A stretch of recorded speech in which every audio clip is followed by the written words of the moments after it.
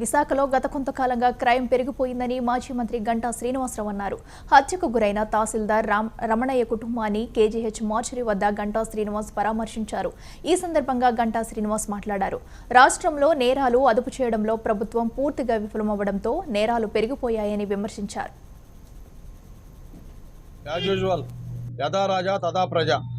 మరి ఒక ముఖ్యమంత్రి ఎంత లైట్గా తీసుకుంటున్నాడో, ఎంత నిర్లిప్తగా ఉంటున్నాడో, ఎంత ఇటువంటి సంస్కృతి ప్రోత్సహిస్తూ ఉన్నాడో దాన్ని బట్టే ఈ సంఘటనలన్నీ కూడా ఈరోజు నగరంలో జరుగుతూ ఉన్నాయి. మరి మనం చూస్తూ ఉన్నాం ఈ 5 సంవత్సరాల్లో మరి ఎక్కడెక్కడి నుంచో రాయలసీమ ఫ్యాక్షన్ అంటున్నారు, కడప ఫ్యాక్షన్ అంటున్నారు, చివరికి పులివెందుల ఫ్యాక్షన్ అని చెప్పని ఈ మధ్య భూ సంబంధించిన సెటిల్మెంట్లు కానీ తగాదాలు కానీ ఏ విధంగా ప్రైవేటు వ్యక్తులు వచ్చి సెటిల్ చేసుకుంటూ ఉన్నారో మనం చూస్తూ ఉన్నాం. ఏదైనా ఒక భూమి మీద ఆ వ్యక్తులకు కనబడిందంటే ఆ భూమి వాళ్ళకి ఇవ్వాల్సిందే. వీళ్ళకి ఇష్టం ఉన్నా లేకపోయినా, వీళ్ళకి అమ్మాల్సిన అవసరం లేకపోయినా సరే ఆ వ్యక్తులకు కానీ ఆ భూమి నచ్చిందంటే అది వాళ్ళు చెప్పిన రేటుకి ఆ భూమిని వాళ్ళకి ఇవ్వకపోతే ఎలాంటి పరిణామాలు వస్తాయో చాలామందికి రుచి చూపించారు. అటువంటి ఒక విష సంస్కృతిని, ఒక భూ మాఫియాని ఈ రాష్ట్రంలో ప్రత్యేకించి విశాఖపట్నంలో ఈ మధ్య దాన్ని స్ప్రెడ్ చేశారు.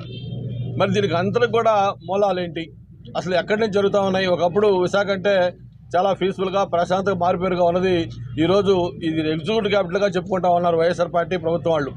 అటువంటిది ఈరోజు ఒక క్రైమ్ క్యాపిటల్గా వైజాగ్ని తయారు చేశారు.